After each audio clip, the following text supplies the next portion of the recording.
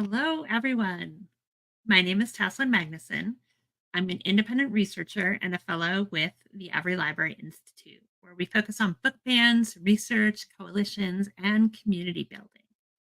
I'm very happy to be your guest host for this segment of EveryLibrary's live banned books week fest today. EveryLibrary is the national political action committee for libraries. The last few years have seen an alarming rise in the number of book bans in schools and public libraries across the country.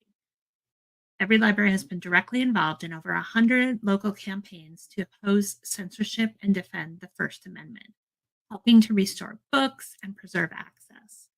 Its Fight for the First campaign platform, combined with its pro bono campaign advising, is making a difference. I invite you to check it out at fightforthefirst.org.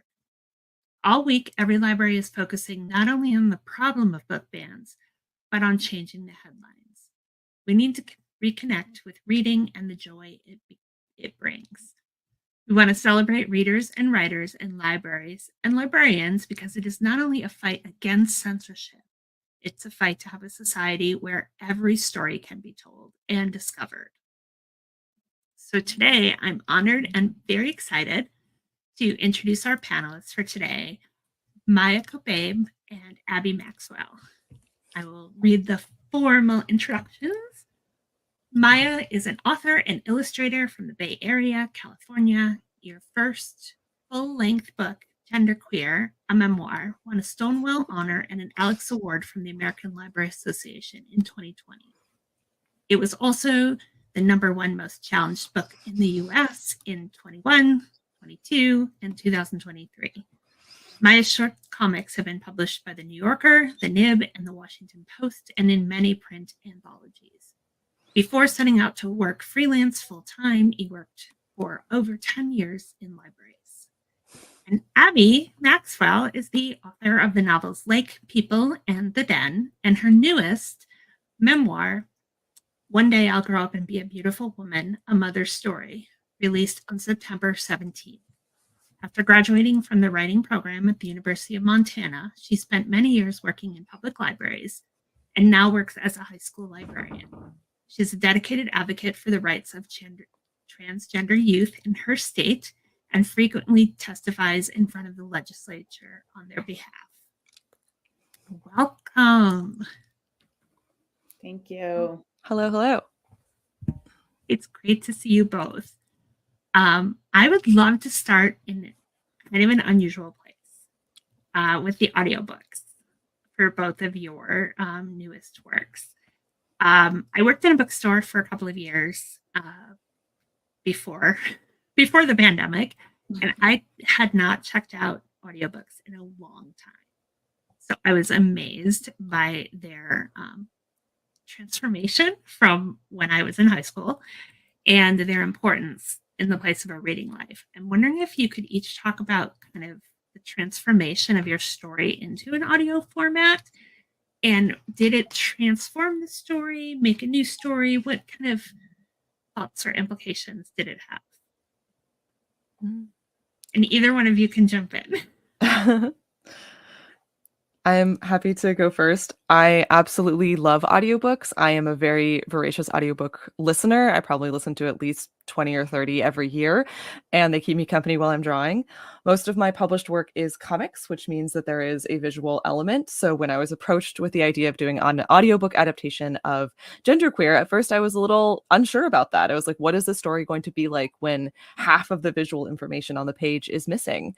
But I had a really wonderful time working on that adaptation. And, I actually sat down and worked very closely with the audio producers and from Penguin Random House Audio on adapting the script. And we had to add some new text because there are a few places where the visuals were sort of like the punchline of the joke of the page. And when that wasn't there, you needed to add a little bit more storytelling in there. I also got to read the main narration part and sort of my lines in the story, which was a super fun experience. I spent a whole day in a recording studio in San Francisco, and my sibling also ended up voicing their own lines in the book as well. And then I was just blown away by the finished result when I saw it with or I heard it with all of the other voices added in, and also the music and sort of atmospheric sound they'd added, I absolutely loved the result. And it's different than the print book. It is sort of a different experience, but it's the same. The heart of it is the same story. And I'm really happy to have it there for folks who either, reading isn't easy, or they really need to, it's a lot easier to listen to audio, perhaps while multitasking in their life. To have an audio version available feels really important and really special. Maia, that's so cool. I didn't realize that Genderqueer had been adapted to audio, and it just sounds wild to listen to, or to like transform a graphic novel like that. It's a process, but it's more and more common. More and more comics are getting audiobooks these days, so cool. I'm into it. Yeah. My audiobook, it was such a cool experience to get to read the book, and it was the book itself follows just the story of a lot of trauma in my family, so it was really intense to read it. And when you introduced me in my bio, you said I was working in a high school, testifying in my state, but actually my family has now moved to California to escape anti-trans legislation. And so the week that I read my audiobook was also the last week in my home state. And so much of my book is about my attachment to my state and how my family has been there for hundreds of years, and really what it meant to kind of have to break my heart in half and see the truth of the place I came from. So it was such an intense experience to read the book in this random place in the woods, this little studio with two guys who just do their thing in the studio in rural New Hampshire. And they were just so amazing and kind. And it was a really beautiful experience because, I mean, I listen to a lot of audiobooks and I love audiobooks, but I had never experienced the creation of one before. And I just felt like we were like building this invisible house together. Like it was just such a magical space of like, I don't even know how to explain it. It was just so magical to be inside a book in that way. In a very different way than writing it. I love that phrase, inside, to be inside. So beautifully said. Yeah. I also remember having this feeling when I was in the recording studio of being very close with like the audio producer, and then there was like the director was on Zoom, and we sat, we did a full day. Genderqueer is not that long. The audiobook's only 2 hours.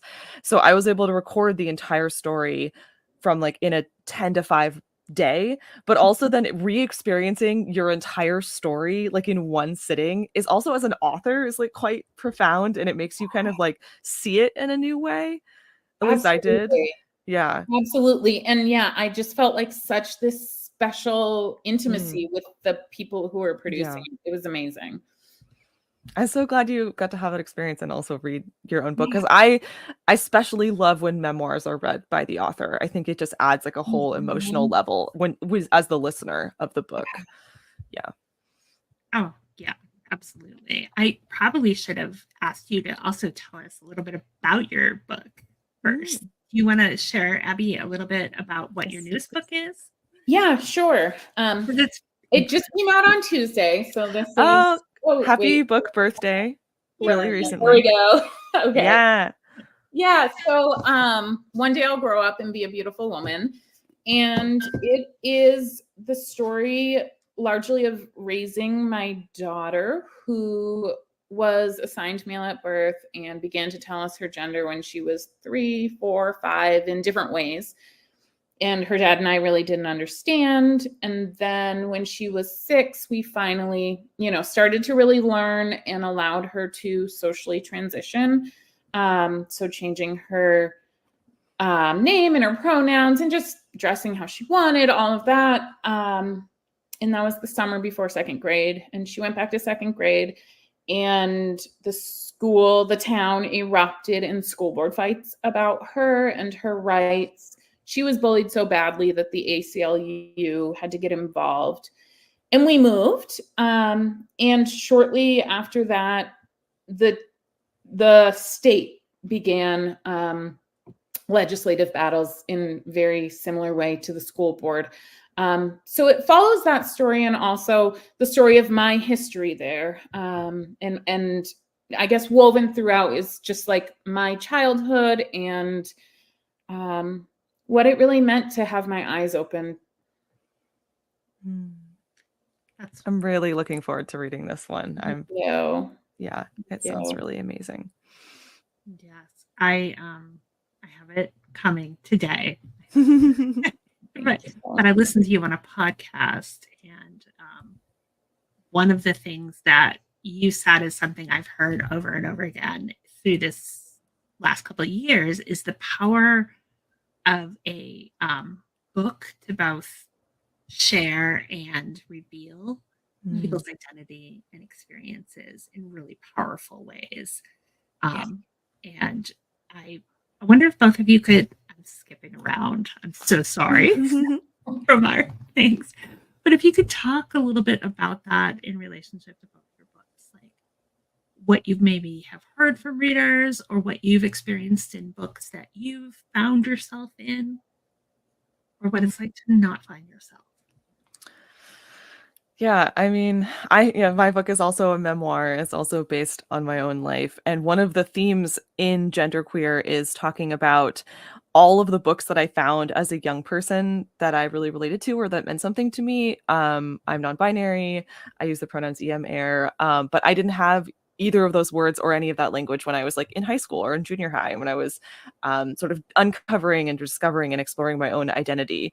So I was in the library constantly, like searching for any book anywhere that had like a queer character, a queer crush, like this tiniest little crumb of like a queer experience or relationship or character that I could would grab onto. And so like I was constantly searching for those kinds of stories as a young person. And I definitely wrote my book, as many authors say, because I couldn't find a book that seemed to express what I was trying to say or what I was looking for.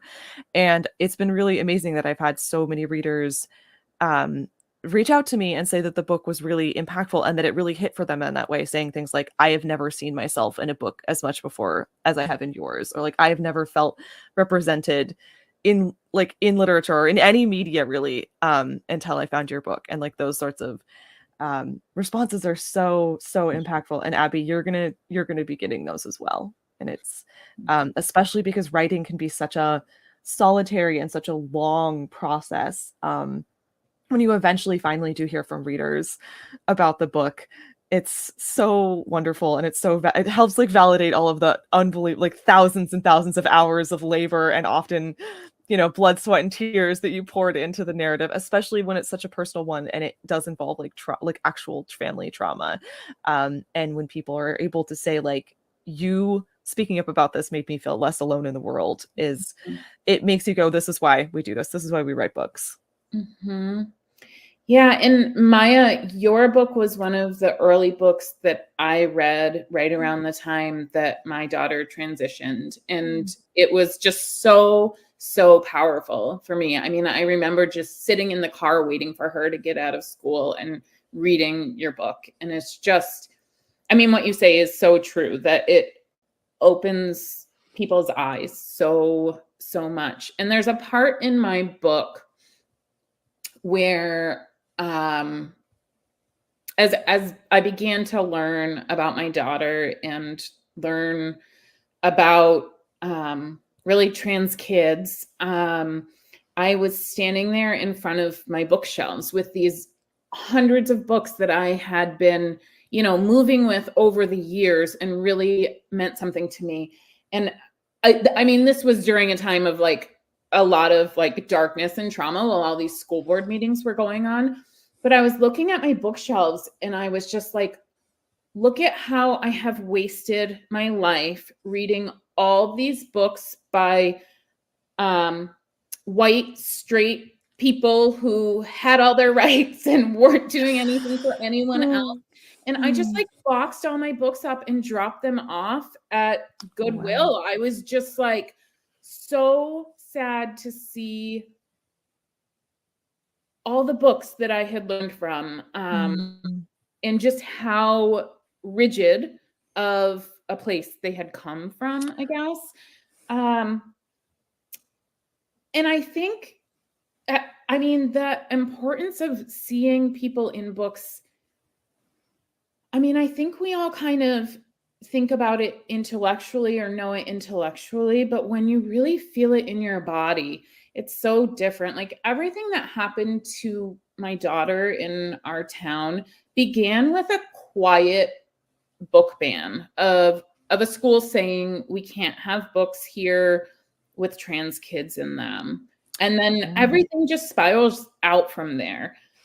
So, and we know that like just learning about people, just seeing people's stories is what creates compassion, what opens people's hearts and minds. And so that, I mean, that's really why I wrote the book, you know, to just give people a chance to see inside a home. Yeah. Oh, that's so powerful. Dang, I feel like because I'm an author who's been challenged a lot and I've been paying attention to this, it is my perception that challenging a book is often, it's like the canary in the coal mine, right? It's like the first little warning sign that people's civil rights are going to be the next thing that is challenged. But having you say that's literally exactly what happened in your hometown and your experience in your school and your family is, wow. Yeah. Yeah. And, you know, and it is such a spiral from there, right? Because if you block people's stories, you are blocking the people, and you're also blocking all the children from learning, you know, which, and we know that education is what's going to stop bullying. And if you can't do that, then, well, there you go. Yeah.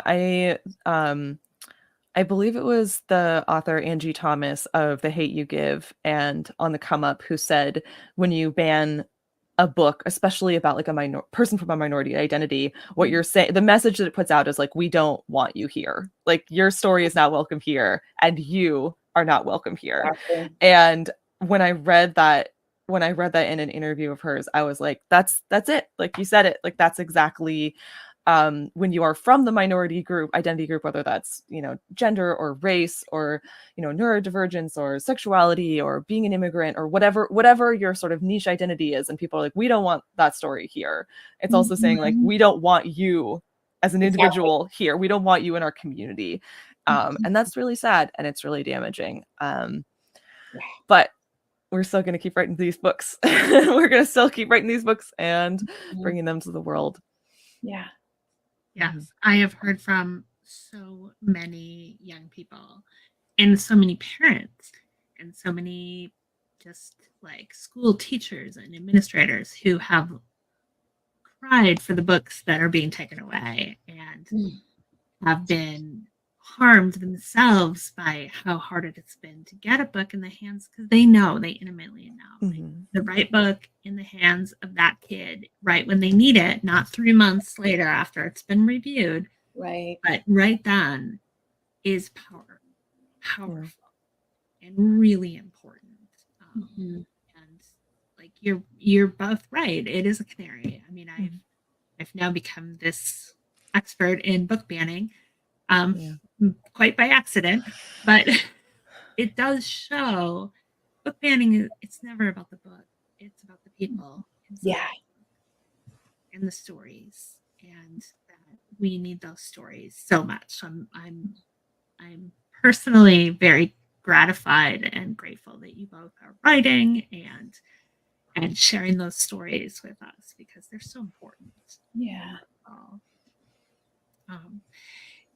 I wonder if we could talk a little bit about librarians and libraries, and especially like if you have any memories or feelings about librarians that you'd like to share or first memories.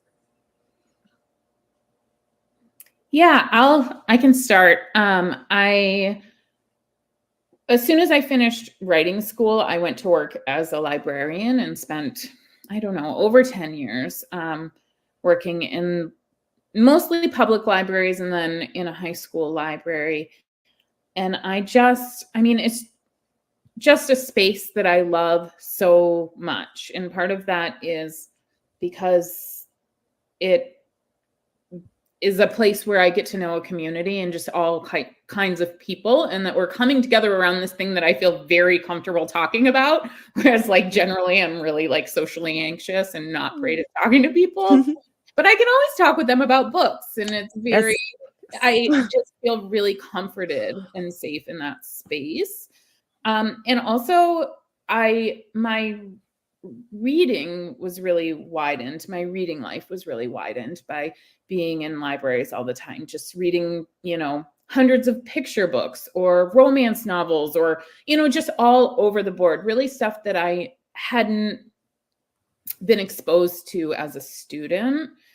So I just adored working in public libraries. And yeah, my best memories really from childhood are my mom taking me to the library that was like, looked like a castle, and we would just get this huge pile of books every other week.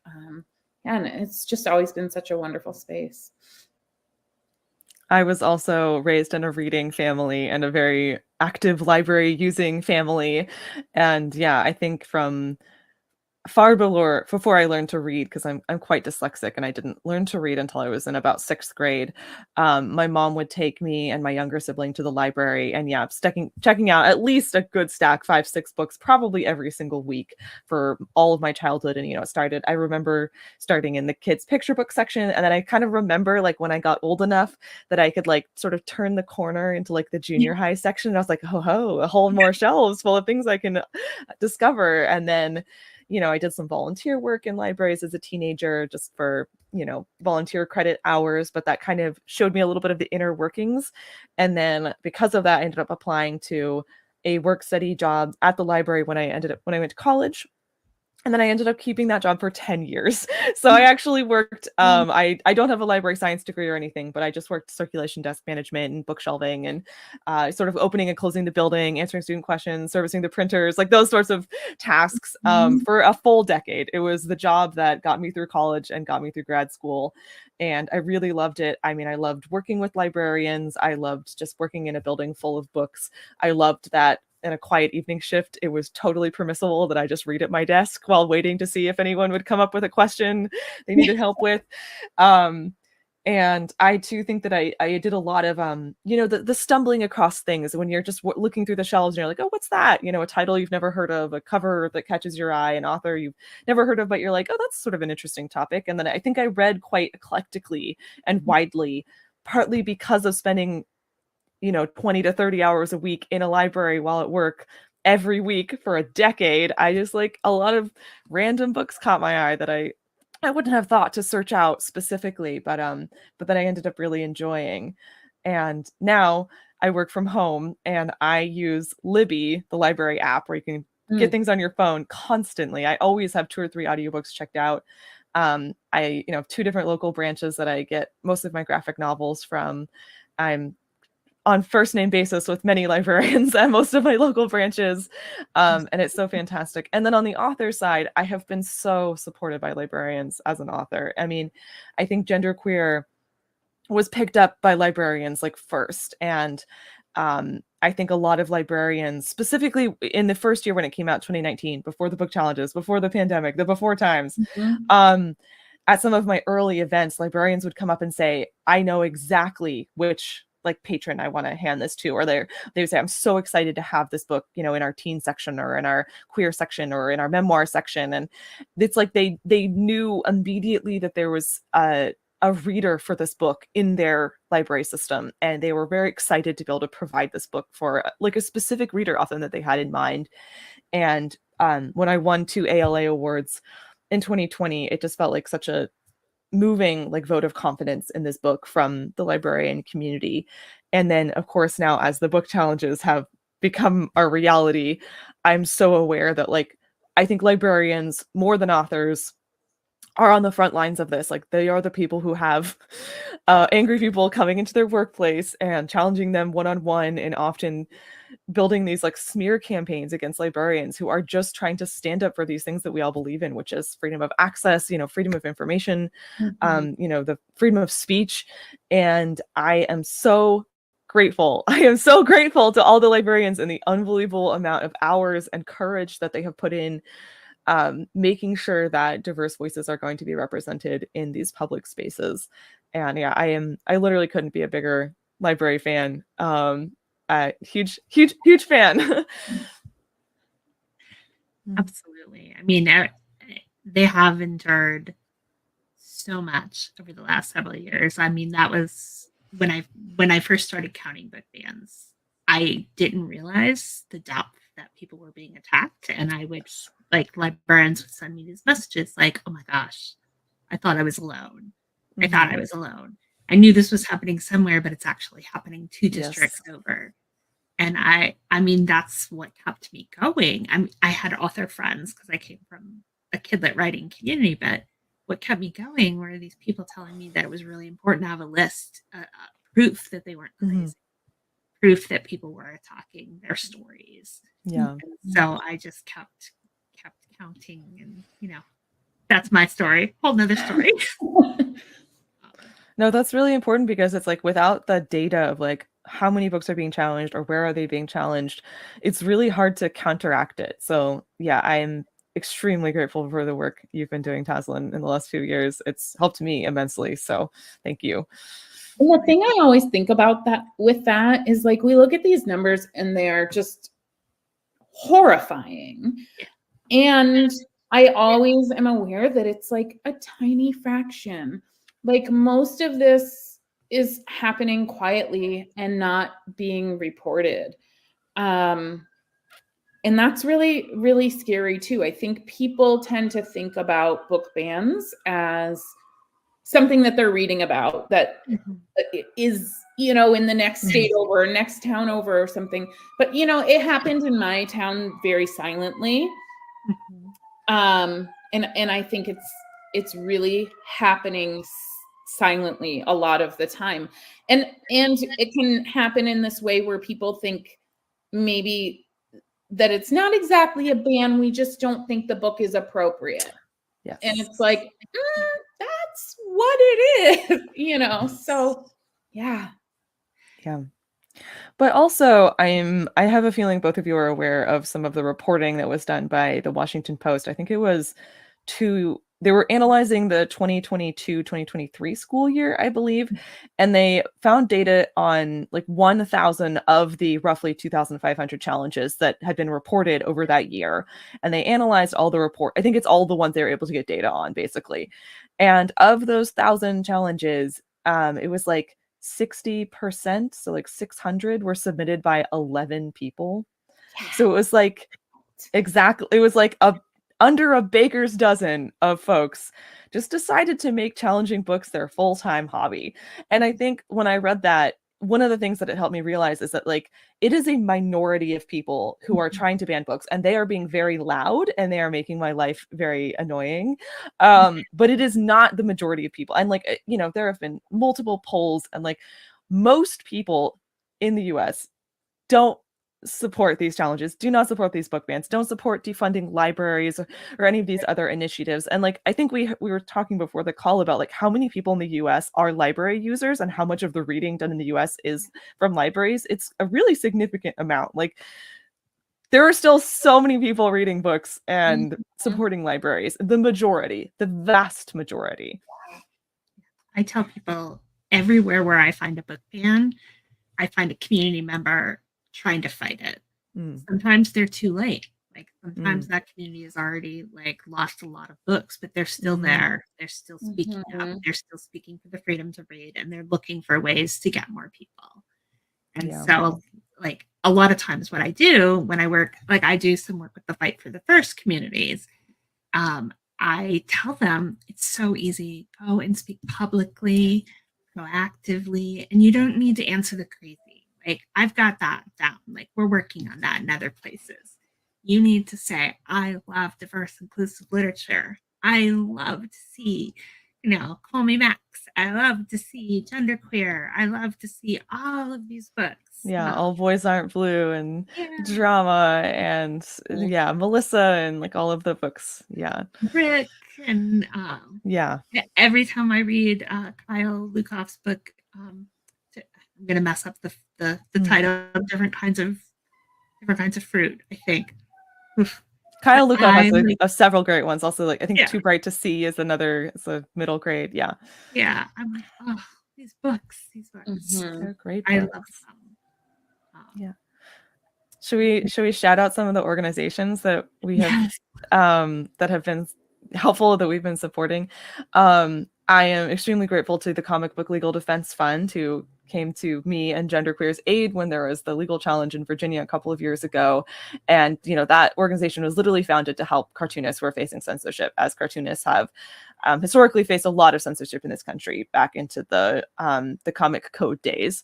And then also the organization Authors Against Book Bans, which is a fairly new one. It's about a year old, but I think we've now passed 1,000 members, the majority of whom are authors and illustrators, but it is also open to teachers, illustrators, like librarians, other editors, other folks in the book world and community. And we're creating sort of regional branches. The ultimate goal is to have a sort of regional branch for every state, but right now some states are grouped together geographically. And I am very proud of our California branch, and we have some wonderful California state leaders who are organizing like a whole slate of really cool in-person events this year around Banned Book Week, and partnering with a lot of cool either bookstores or organizations that are also like raising money to buy books to ship to areas that are facing bans. So those two have been really good. And then also of course EveryLibrary. And then I don't know if Abby, you have a couple you want to shout out. No, that's great. Yeah. No, there are groups that are doing extraordinary work, and it's on a continuum. The ACLU, I think Abby, you mentioned them coming. Mhm. All kinds of people have just come Yeah. in and risen to the moment, and hopefully some will continue to rise perhaps a little stronger. We're waiting. Yeah, there are a lot of state-specific organizations. Like I know of like Florida's Freedom to Read, for example, is a great organization, and they're very powerful. Although on the other side of the country, I haven't liaisoned with them personally, but if you're listening to this and you're in a state that's had a lot of book challenges, which is pretty much every state at this point, even California is not free of book challenges. There's almost for sure a state level organization, or you can reach out to Authors Against Book Bans to find out who your sort of state level or region level leadership is there. And and then reporting challenges to the National Coalition Against Censorship and the American Library Association. Both have forums on their websites to report if there is a challenge or a book ban in your community, library, school, etc. Because again, they're tracking that data. That's really important. Absolutely. The data is what provides the grounding for everyone to begin to realize that there's a huge problem. Yes. So can we jump back and talk a little bit, like as we sort of wind to the end of this amazing conversation? Can we talk about your creative process? Because Memoir is a little different. And I know, Abby, you have 2 other novels. Yeah. But can you talk about the difference between approaching maybe the novels and then the memoir and then Yeah, I would love to. Writing fiction is really difficult for me structurally, and there's just a lot of moving parts and figuring out plot and timeline and all of that. And this book, the memoir, was not difficult in that way. I already knew the story, and I knew that it would be told, mostly chronologically. And the difficulty with this book was the emotional toll, really. I would sit down at my computer every morning to work on it, and I had this image in my mind, which sounds grotesque and maybe is kind of grotesque, but I imagined that I was literally attaching my wrists to my computer and just pouring my lifeblood in. I could not get that image out of my mind. And I would wake up in the morning and just slather this CBD THC cream on my neck and shoulders to try to stave off the headache that I knew was coming, and would just write, and it was a lot of also drafts that the first draft was just an angry mess of pages that nobody would ever want to read. And then slowly, I dug beneath the anger to really kind of try to tell the story. Just try to just tell the story, right, without any judgment or anything. And one of the books that really helped me in that was a graphic novel, Ducks. Oh, yes. Now I'm blanking on her name. What's her Kate name? Beaton. Yes. Yes, we love Kate Beaton. Yeah, she did such an incredible job just showing the people. Like, she wasn't providing any judgment. She wasn't summarizing for us what any of it meant. She was just showing the people, and that was a huge help for me in the process. But yeah, the challenges of a memoir were so different from fiction, and I'm excited to go back to fiction for a while, which is just, harder maybe intellectually, but easier emotionally. Oh, that's so interesting. So my memoir was like my first book, and I'm now venturing into fiction for the first time. So I'm having that kind of opposite of experience of like switching my brain from one mode to the other. But yeah, it's definitely very emotional to write about your own life. It has to be. And there were scenes in my book that really works fun and exciting to write. Like pretty much any scene that has my sibling in it, I was really happy to write because I'm really close with my sibling, and like writing about them almost felt like being able to hang out with them kind of while on the page. And then every single scene that was about like getting a pap smear or like a period or any of the things that like give me a lot of body gender dysphoria feelings were like, this is wretched and I don't want to relive this memory and I'm having a bad time. And like, part of you goes like, oh, can I just leave this out because I don't want to face it? You're like, no, this is a really integral part of this story, and I do have to write about it even though I do not want to relive it. Yeah, that's so interesting. And I agree with you that like with the memoir, I too was like, I'm going to tell this mostly chronologically, and I mostly know the story. It's mostly just choosing what to include and what to leave out. It's more of an editing, paring down process. And I had a fair number of scenes that I wrote for the book that didn't make it into the book because for one reason or the other, I'm like, this just doesn't feel quite as thematically relevant, or it is not it's not pushing, it's not making a point or supporting kind of the what I'm trying to show and share with a reader. Whereas in fiction, being like, oh, it can have any ending. Like I can choose however I want this story to end, was like, is this freedom that can be very exciting, but also almost a little paralyzing because you're like, I don't have to follow facts and memory and truth and research. I can just make it up. So it's a whole different challenge, but both of them are very fun, very exciting, very rewarding to work on. And I have a feeling I will probably go back and forth between writing fiction and writing memoir for my whole career because there's a lot that I really love about both. Same. Oh, this has been an amazing conversation. I've learned so much. I really appreciate your time and your support of EveryLibrary. Anything you want to say, like any cool projects coming, anything you want to talk about real quick? Promote, I think is what they call. Sure. I'll briefly say I have so I had my second book came out in May of this year, and it is Breathe: Journeys to Healthy Binding. It is a short nonfiction book about chest binding as an aspect of transmasculine healthcare, and especially in this moment in which trans healthcare is being more and more challenged and more and more restricted. Chest binding is something that trans and non-binary folks can do without being prescribed it by a doctor, or it's very it's one thing that's hard to ban and hard to stop people from doing, but that also could mean that people could over rely on it and could potentially bind more than it is necessary, maybe safe for their bodies to do so, if especially they are not able to access any other type of affirming care. So we wanted to put out this book that is basically ways to bind that are as sort of gentle as possible on your body while giving as much sort of like mental and emotional benefit as you can possibly receive. So I'm really happy to have that out in the world now. And I am currently working on my fiction debut, which is a middle grade coming out from Scholastic Graphics in 2026. And it is once again about a young person exploring gender and an identity, which is pretty much my favorite topic. So don't hold your breath. It's not going to come out for a couple of years, but I am happily working on it now. That's awesome. Wait. Yeah, I mean, I guess I just would love to add that, you know, what we're seeing across the country, this like onslaught of legislation against trans kids and now just trans people, it's just staggering. And I really wrote this book with the hope that if people could really see what it's like to be a family with a trans kid, just trying to do your best, like raising your child like anyone else tries to raise and love their child, but to be constantly terrorized by your government.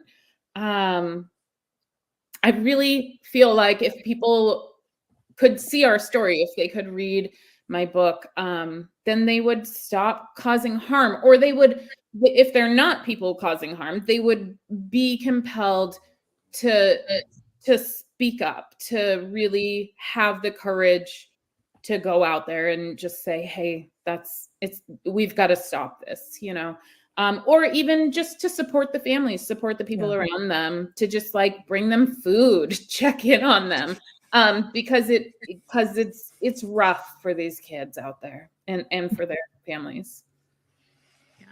And your book is so fresh. It's out just now. People can get it from the library and the bookstore starting basically right now, as soon as they watch this. Yeah. Just go and look it up and get it right now. Well, thank you so both. much. This has been a great conversation. I think I have an outro thing to read. Do not pick me for my ability to do this professionally.